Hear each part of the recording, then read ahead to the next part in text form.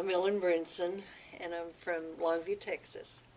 And the reason we came up here is because I've been having shortness of breath for about 5 years and haven't been able to get it resolved in Texas, so we came up here. I have a son-in-law that was here 10 years ago, and they did miraculous things for him, and he's still with us. And then in 1938, my sister had an appendectomy in Oklahoma, and she had several operations in 3 months. And finally, a neighbor across the street from us was in the oil business, and he had an airplane. And so he said, let's take her to Mayo's.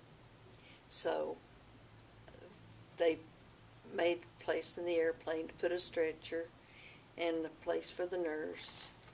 And my mother and my aunt came on the train. And so they were up here a month. Wow.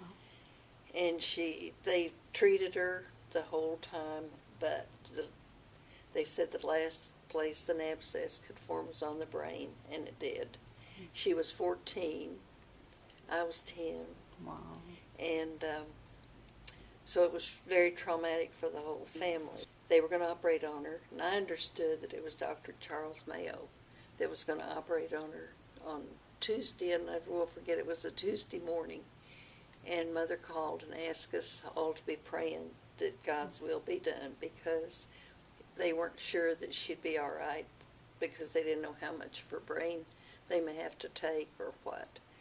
So he was going to operate on Tuesday morning, and she passed away on Monday night. Oh, it was just hard on everybody. I didn't understand it at the age of 10 of losing my sister, and she was 15 2 days before she died.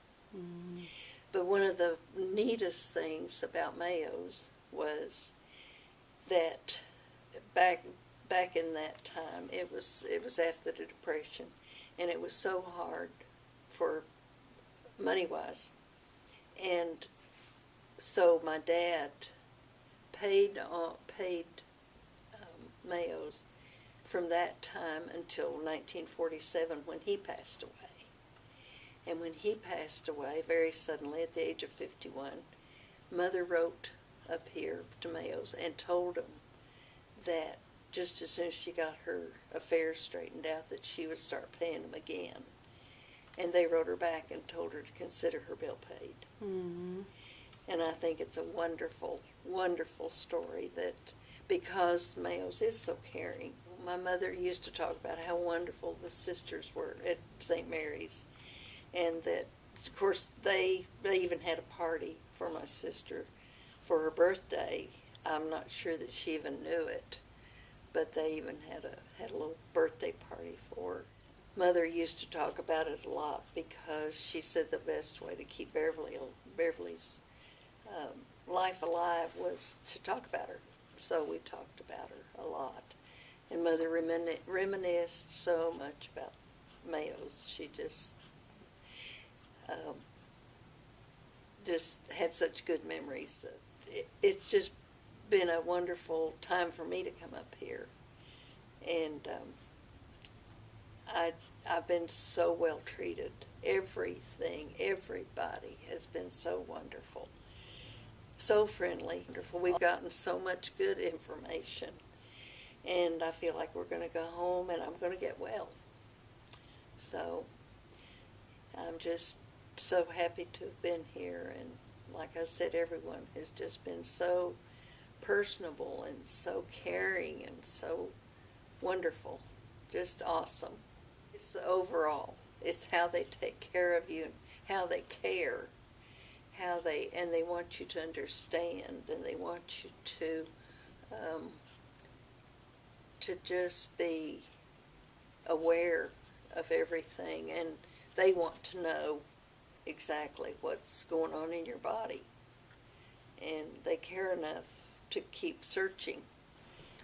I just can't say how much that it's meant to me to be treated like this, because as much as I love Texas, it's there's no comparison to the treatment that I've gotten up here. God has been so good to me, being able to cram it all in 2 weeks.